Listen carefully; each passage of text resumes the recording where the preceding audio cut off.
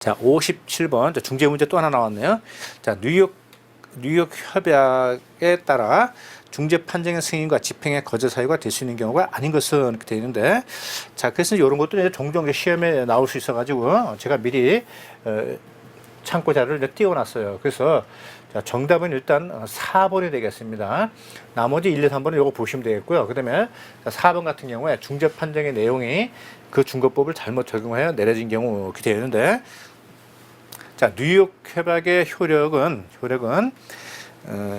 중거법이 제대로 적용되었는 것까지 심사를 하지는 않고, 뉴욕 협약에 따른 중재법 승인 및 집행의 거부 사유는 여기 1번부터 6번에 해당하는 사항에 속할 경우에 그때 바로 뉴욕 협약의 승인과 집행의 거절 사유가 될 수 있는 것입니다. 자, 57번 문제, 뉴욕 협약에서 중재 판정의 승인 및 집행법의 사유가 될 수 있는 것들, 자, 요거 언제든지 출제가 될 수 있으니까, 자, 1번부터 6번 꼭 외워주세요.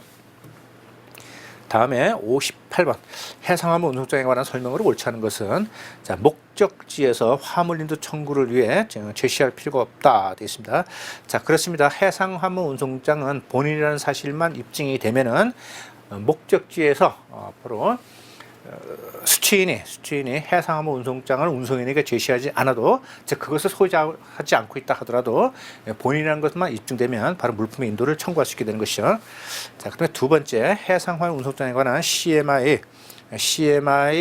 규칙상 송화인은 수화인이 화물 인도를 청구할 때까지 화물 처분권을 유보할 수 있다 되는데, 말이 굉장히 어려운데, 이거 뭐냐면, 자, 지금 물품이 현지에 이렇게 도착을 했어요.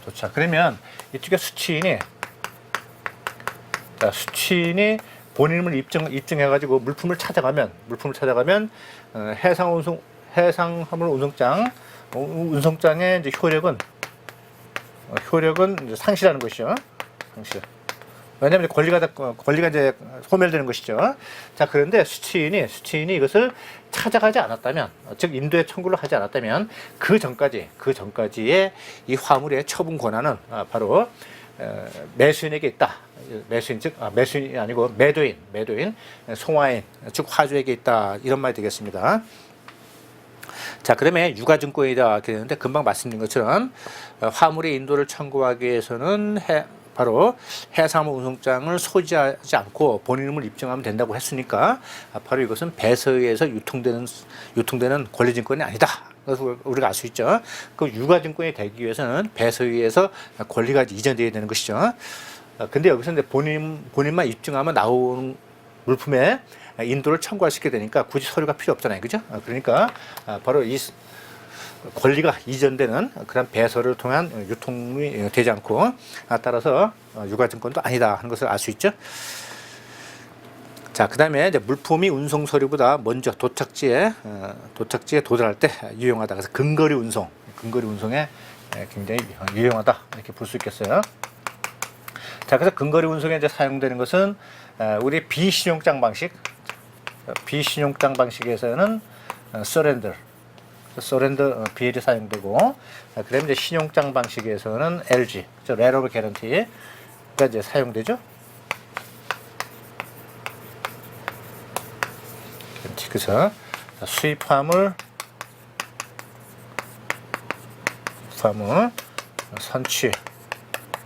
선취 보증서 이렇게 부르고 있죠.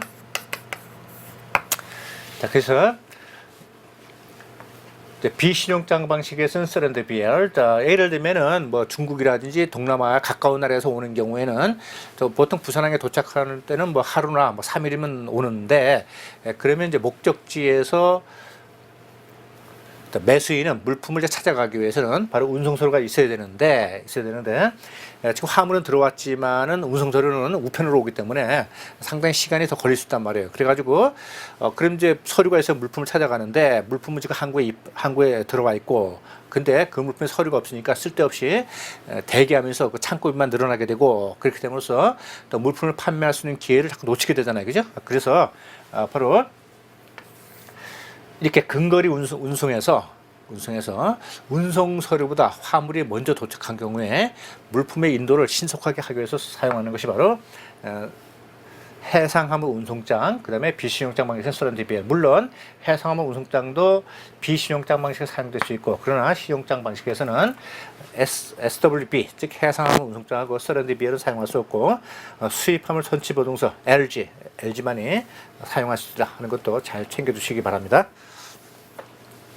다음 59번 돼 있어요. 자, 복합운송에 관한 국제 규칙 중 피아타 BL과 그다음에 빔코의 COMBIDOC 어렵네요. 표준 복합 운송증권에 채용되어 실무적으로 널리 사용되는 것으로 되어 있어요. 자, 아무리 공부를 열심히 해도 도저히 맞출 수 없는 그런 문제가 있어요.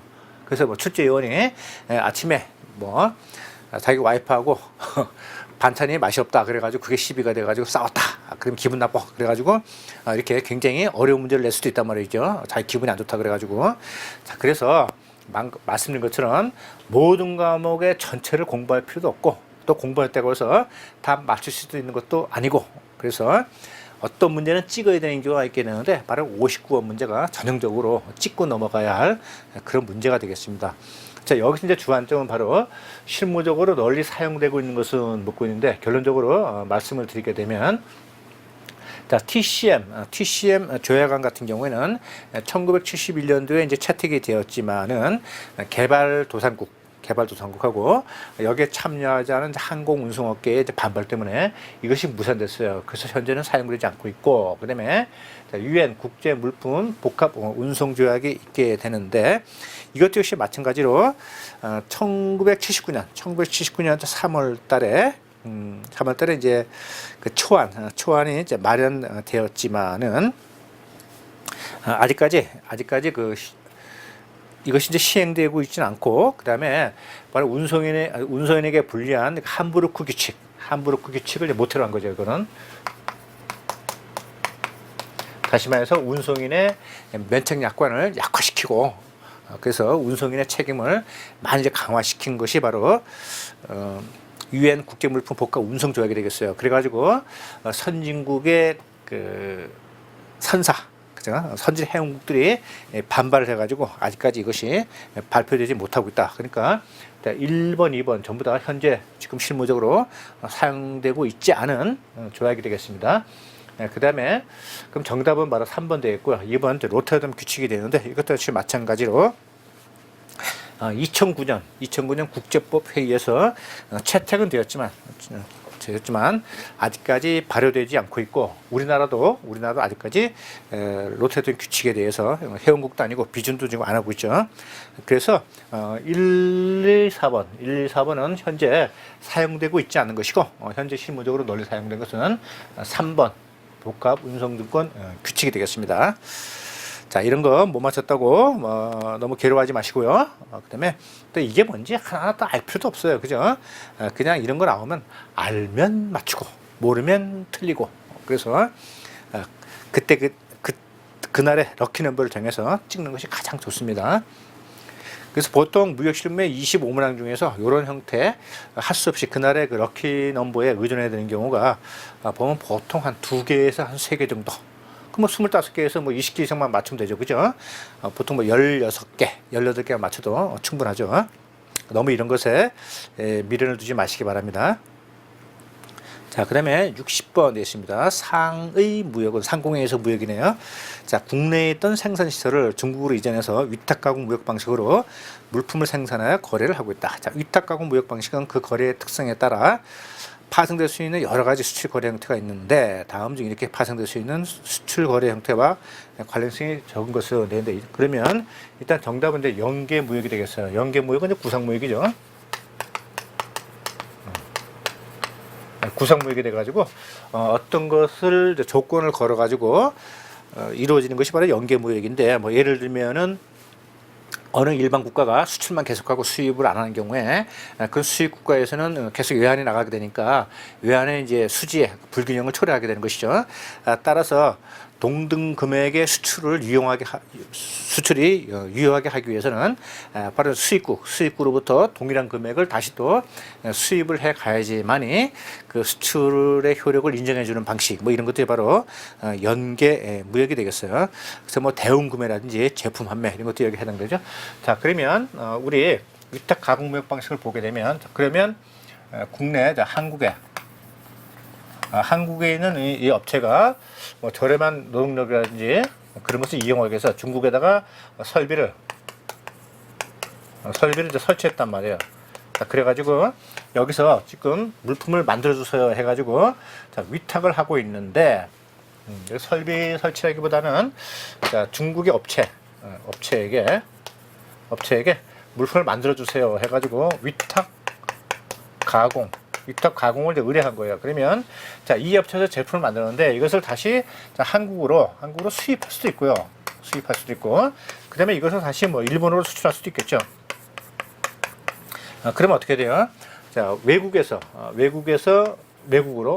이제 인도가 되었고, 근데 이쪽으로 팔았잖아요, 그죠? 그러니까 수출이죠. 그러니까 외국인도 수출이 되겠고, 그 다음에 또 여기에서 한국에서 없는 그러한 부품이라든지 원자재 이런 것들을 뭐 태국에서 또 구매할 수도 있겠죠. 그래서 태국에서 구매해가지고 이쪽에 중국의 업체에다가 공급을 했단 말이에요. 그러면 수입인데 외국에서 외국으로 수입이 됐으니까 외국 인수 수입이 되겠습니다.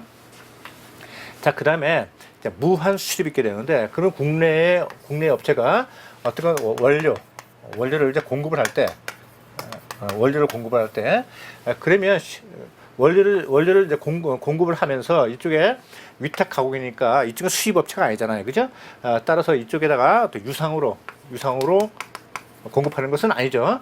그러니까 한국의 업체가 위탁을 하면서 자신의 물품을 그냥 보내주는 것이죠. 그러니까 바로 외환거래가 일어나지 않잖아요. 그러니까 바로 여기서 무한 수출입이 이제 발생하게 되는 것이죠.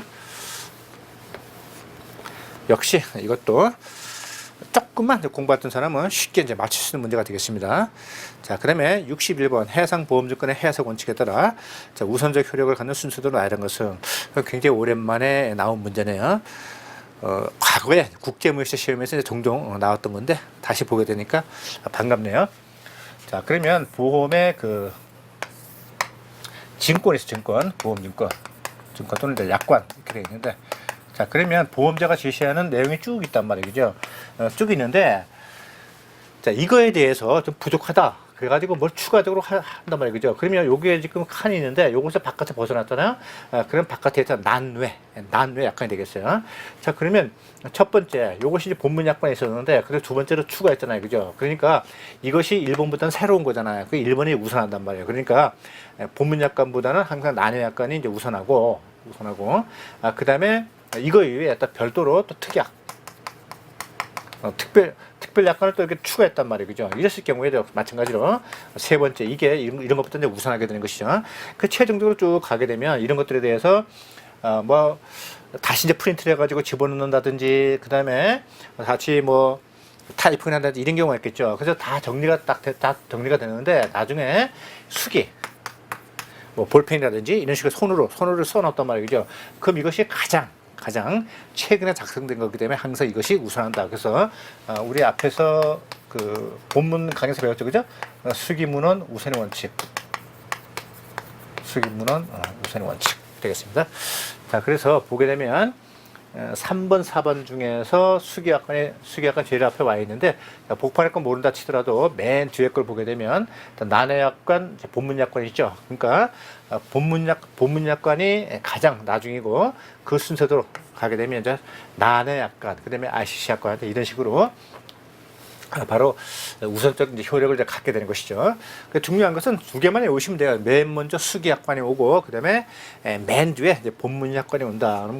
그만 알고 계시면 되겠는데, 글쎄 이건 뭐 단순하게 외우는 건데 이것이 또 다음 시험에 또 나올지는 잘 모르겠어요.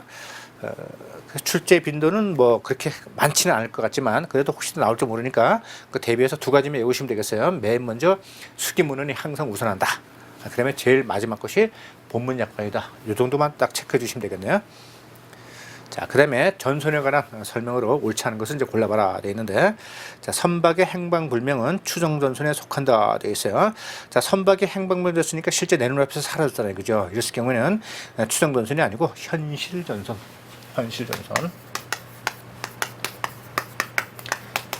자, 그러면 추정전손은 뭐냐면, 잔존 가치 있어요. 잔존물. 실제 완전히 사라진 것이 아니고 그 원래 그 피보험 목적물을 구성했던 그런 것도 뭐 콩가루가 됐던 아니면 뭐 액체가 됐던 뭐가 됐든 간에 잔존물은 남아 있단 말이에요. 근데 이것이 원래 가치로 돌리기 위해서는 그 수리비가 원래 그 전손보다 초과한다고 전손에 해당할 경우에 바로 이제 보험계약자가 자신의 그 피보험 목적물의 권리를 보험자에게 이전하고 전손에 해당하는 손해를 청구하는 것, 그것이 바로 추정전손이잖아요, 그죠? 그러니까 추정전손은 잔존물이 남아 있어요. 근데 현실전손 같은 경우에는 지금 선박의 행방불명은 사라졌으니까 지금 형태가 아예 없잖아요, 그죠? 그러니까 잔존물이 없단 말이에요, 그죠? 그러니까 이런 경우에는 바로 추정전손이 아니고 현실 전손에 해당하는 것이죠.